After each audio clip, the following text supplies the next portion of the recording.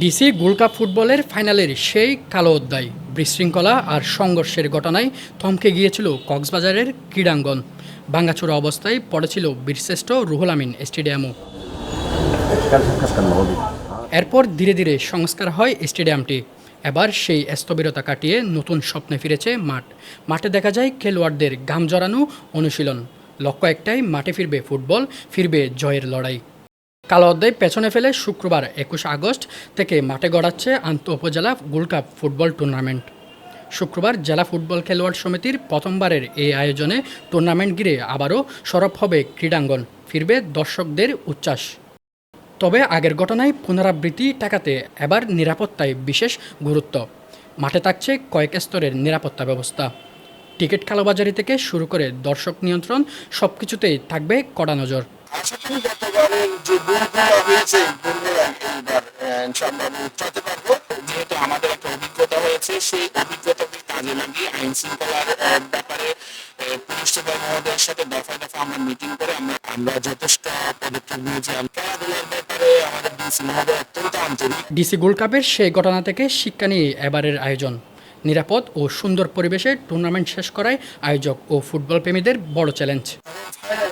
Champion টিমকে ৩০,০০০ টাকা দেবো, ২০,০০০ টাকা করে দেবো। আইন শৃঙ্খলা বাহিনী যেগুলো ছিল বাংলাদেশের আদালত একটা সমন্বয়হীনতা ছিল, ব্যালেন্স করতে পারে না। ক্রীড়াঙ্গনে আবারও ফুটবল ফেরায় উচ্ছ্বাসিত খেলোয়াড়রাও। তাদের চোখে এখন নতুন স্বপ্ন, মাঠে নিজেদের সেরাটাই দেওয়ার। কক্সবাজার স্টেডিয়ামে অনেক দিন হচ্ছে কোনো টুর্নামেন্ট হচ্ছে না, কোনো খেলাধুলা হচ্ছে না। এটা আসলে অবশ্যই প্লেয়াররা মুখিয়ে থাকে খেলার জন্য। স্টেডিয়ামে একটা খেলা মানে অনেক কিছু, এখানে খেলার জন্য সবাই মুখিয়ে থাকে, সবাই এত পরিশ্রম এত ত্যাগ হচ্ছে শুধুমাত্র খেলার জন্য। আমার প্রত্যাশা থাকবে টুর্নামেন্টটা যাতে কোনো প্রশ্নবিদ্ধ না হয়ে সফলভাবে শেষ করা যায়, কারণ এর আগে একটা টুর্নামেন্ট ডিসি গোল্ড কাপ হয়েছিল, অনাকাঙ্ক্ষিত একটা ঘটনা হয়েছে লাস্ট ম্যাচ ফাইনালটা। আমি চাই এবার আয়োজকরা একটু শক্তভাবে কি এটা প্রতিহত করুক। না, আলহামদুলিল্লাহ আমাদের টিমের বন্ডিংটা অনেক ভালো। আমরা অনেক দিন যাবত এক সপ্তাহ যাবত আমরা প্র্যাকটিস করতেছি সবাই একসাথে।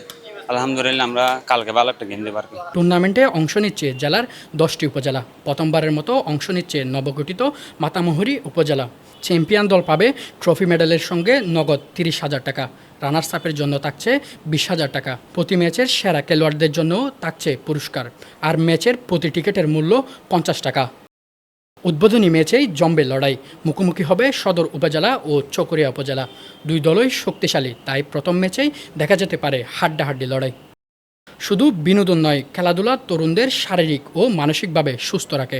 মাদক ও অপরাধ থেকে দূরে রেখে তৈরি করে শৃঙ্খলাবোধ, নেতৃত্ব আর দলগতভাবে এগিয়ে যাওয়ার মানসিকতা। কালো অধ্যায় পেছনে ফেলে নতুন করে শুরু। ফুটবলের উত্তেজনায় আবারও প্রাণ ফিরেছে কক্সবাজারের ক্রীড়াঙ্গনে। শহীদুল ইমরান, পেনোয়া নিউজ।